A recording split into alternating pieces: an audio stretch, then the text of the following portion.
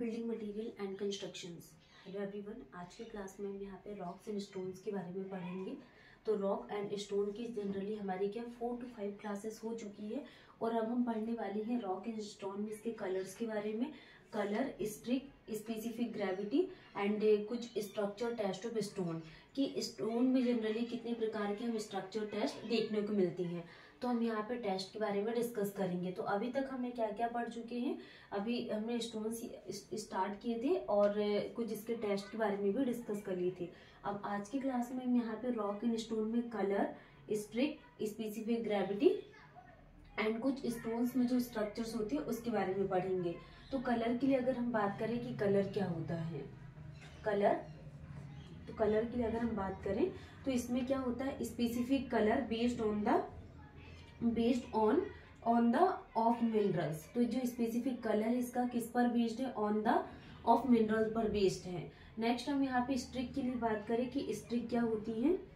Streak क्या होता है कि colour of the powder form of rock, मतलब कि जो कलर होता है पाउडर फॉर्म में होता है रॉक का, तो इसको क्या बोला जाता है, streak colour of the powder form of rock is called the streak. Next हम यहाँ पे स्पेसिफिक ग्रेविटी के लिए बात करें कि स्पेसिफिक ग्रेविटी क्या होती है, it ranges between 2.5 to 3 times. जो स्पेसिफिक ग्रेविटी कितनी होती है, 2.5 to 3 टाइम्स इसकी स्पेसिफिक ग्रेविटी होती है on an average for most of the rock. इतनी ये एवरेज होती है on an average for most of the rock. Ranges between 2.5 to 3 इसकी स्पेसिफिक ग्रेविटी होती है। स्टोन की स्पेसिफिक ग्रेविटी क्या होती है, स्टोन की yield specific gravity divided by water की specific gravity equal to 2.5 to 3 times होती है। ठीक है, किसकी स्पेसिफिक ग्रेविटी। हमने कलर के लिए बात की कि स्पेसिफिक कलर किस पर बेस्ड है, मिनरल्स पे। स्ट्रिक का colour of the powder form of rock and जो स्पेसिफिक ग्रेविटी है ranges between 2.5 to 3 on an average for most of the rock and stone की स्पेसिफिक ग्रेविटी 2.5 to 3 होती है। नेक्स्ट हम यहाँ पे स्ट्रक्चर टेस्ट ऑफ स्टोन्स। तो जो स्ट्रक्चर टेस्ट ऑफ स्टोन है, फर्स्ट क्या आ जाएगा, acid test. First is the acid test. तो एसिड टेस्ट में क्या होता है, check the resistance against acid या केमिकल। तो एसिड टेस्ट को अगर हमें क्या करना है, चेक करना है तो चेक द रेजिस्टेंस। इसमें जो भी हम यहाँ पे check the resistance against acid और केमिकल। तो एसिड और केमिकल के अगेंस्ट में जो भी हम यहाँ पे रेजिस्टेंस को चेक करते हैं वही क्या कहलाता है, acid test. Check the resistance against acid और chemical is called the acid test. Next हम बात करने वाले हैं चेक द वेदरिंग रेजिस्टेंस। और हम क्या करते हैं, इसमें इसके वेदरिंग रेजिस्टेंस को चेक करते हैं। सेकेंड, वेदरिंग रेजिस्टेंस को चेक किया जाता है। First is the resistance against acid और chemical, second is the weathering resistance को चेक किया जाता है। कुछ इसमें स्टेप्स हैं, उन स्टेप्स के थ्रू फर्स्ट स्टेप क्या आ जाएगा, 100 grams of stone and second dip them in 5% dilute HCl H2SO4 solutions में इसको क्या किया जाता है, डिप किया जाता है। थर्ड स्टेप में keep them dip for 3 days and then taken out. Next 4th step में हम क्या करते हैं, ऑब्जर्व केयरफुली, इसको केयरफुली ऑब्जर्व किया जाता है। तो एसिड टेस्ट में हमने क्या देखे कि जो रेजिस्टेंस अगेंस्ट एसिड और केमिकल है इसको टेस्ट किया जाता है और ये एसिड टेस्ट कहलाता है। वेदरिंग रेजिस्टेंस भी चेक करते हैं। Edges are still sharp and good and durable stone. Next, edges are rounded, poor quality और लेस ड्यूरेबल। ठीक है, तो ये हमने एसिड टेस्ट के लिए बात की कि check the resistance against acid और केमिकल, इसको एसिड टेस्ट बोला जाता है। And check the weathering resistance, ये एसिड टेस्ट में। नेक्स्ट हम यहाँ पे स्मिथ टेस्ट के लिए बात करेंगे। स्मिथ टेस्ट क्या होता है, स्मिथ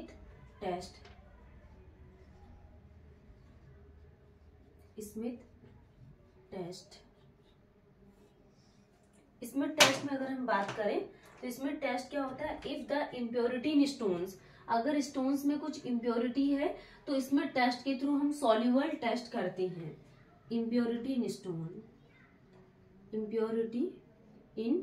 स्टोन, तो इसको क्या बोला जाता है, स्मिथ टेस्ट, मतलब कि सॉल्यूबल मैटर। ये टेस्ट क्या कहलाता है, स्मिथ टेस्ट। फर्स्ट स्टेप में क्या करते हैं, 100 gram of stone sample, 100 gram हम स्टोन सैंपल लेते हैं। Second step, put them in water container for period of 3 days। 3 days के पीरियड में हम यहाँ पे इसको पुट करते हैं वाटर कंटेनर में। And step third is the take out after 3 days। Take out after 3 days and observe the water.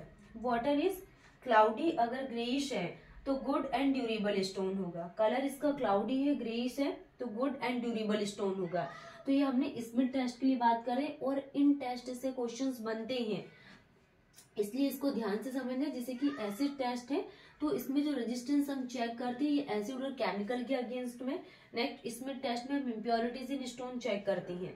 Third हम यहाँ पे क्रशिंग स्ट्रेंथ टेस्ट के लिए बात करेंगे। Third is the crushing strength test.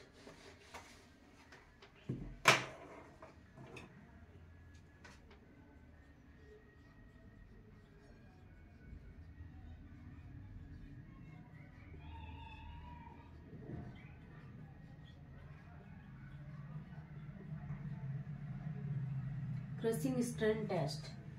Crushing strength test क्या होती है? The compressive strength of stone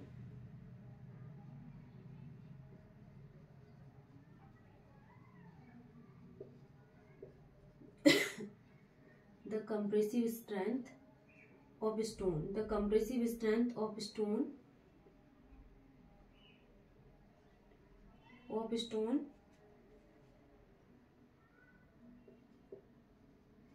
the compressive strength of stone against gradual loading, against gradual loading। तो ये क्या कहलाता है? Crushing strength test. The compressive strength of stone against gradual loading is called the compressive strength. Next यहाँ पे कुछ steps हैं, जैसे कि step 1 dress the stone,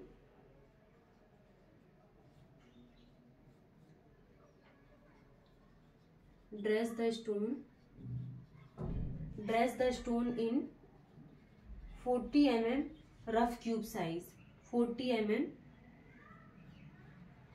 rough cube size. ठीक है। Step 2 step 1 dress the stone in 40 mm rough cube size. Step 2 dipped in water,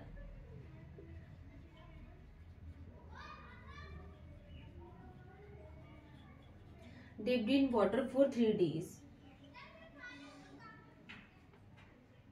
dipped in water for 3 days। strength is tested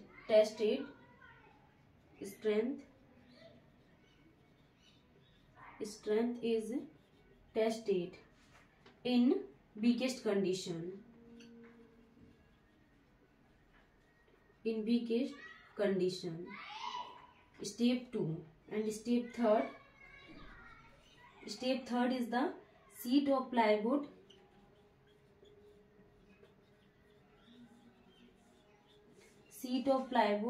of 5 mm thickness, 5 mm thickness is placed over the stone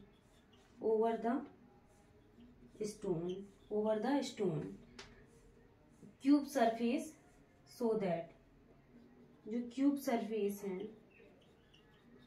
cube surface uniform distribution of load, uniform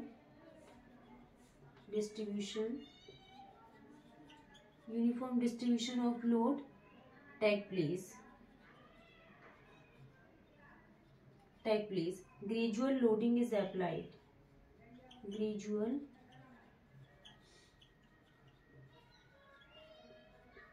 gradual loading is applied with rate of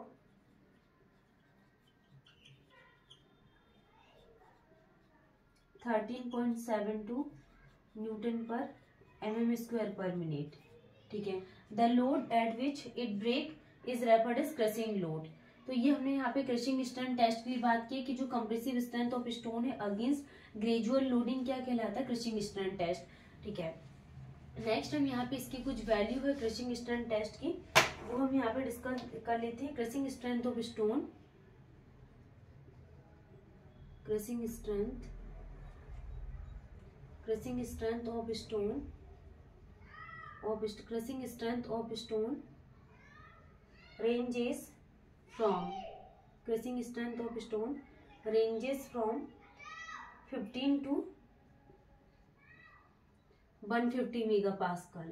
15 से लेके 150 mega pascal तक क्या करती crushing strength stone की range करती। Crushing strength of stone ranges from 15 to 150 mega pascal. First is the igneous rock.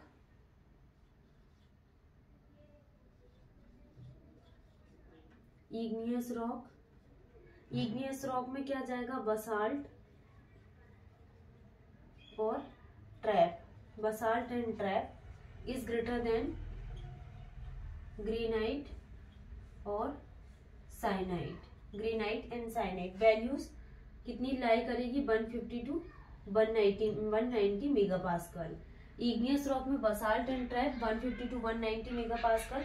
Granite and syenite में कितनी आ जाएगी, 130 से लेके 150 मेगा पास्कल तक। नेक्स्ट हम बात करने वाले सेडिमेंट्री रॉक। सेडिमेंट्री रॉक के लिए तो सेडिमेंट्री रॉक में जो वैल्यूज है ये क्या आ जाएगा, सैंडस्टोन। सैंडस्टोन वैल्यू इसकी कितनी 65 मेगा पास्कल तक लाई करेगी सैंडस्टोन की। एंड इसमें is greater than limestone, is greater than limestone और ये कितनी आ जाएगी, 55 मेगा पास्कल। ठीक, तो ये हमने इग्नियस रॉक के बारे में बात की कि basalt and trap 150 to 190, granite और साइनाइट 130 to 150 and sedimentary rock sandstone में 65 और लाइमस्टोन में कितनी आ जाएगी, 55। Metamorphic rock,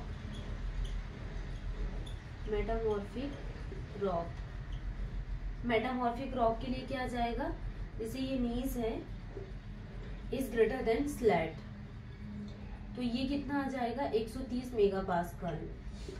is greater than laterite, laterite ये कितना आ जाएगा, 100 mega pascal. Is greater than marble, marble कितना आ जाएगा, 70 मेगा पास्कल। तो ये वैल्यूज है जो आपको ध्यान रखना है, डायरेक्टली इसमें पूछी जाती क्रशिंग स्ट्रेंथ टेस्ट में। तो हमने क्रशिंग स्ट्रेंथ टेस्ट की डेफिनेशन समझे कि इसमें जो कंप्रेसिव स्ट्रेंथ ऑफ स्टोन है अगेंस्ट ग्रेजुअल लोड, एंड इसमें 4 स्टेप्स होती है जिसमें हम यहाँ पे 40 mm rough cube size first and second इसको डिप करते हैं वाटर में for 3 days।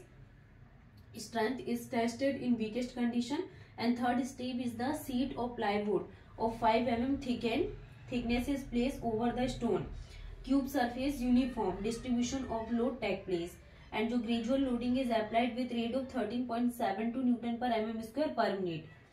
Crushing strength of stone ranges from 15 to 150 megapascal।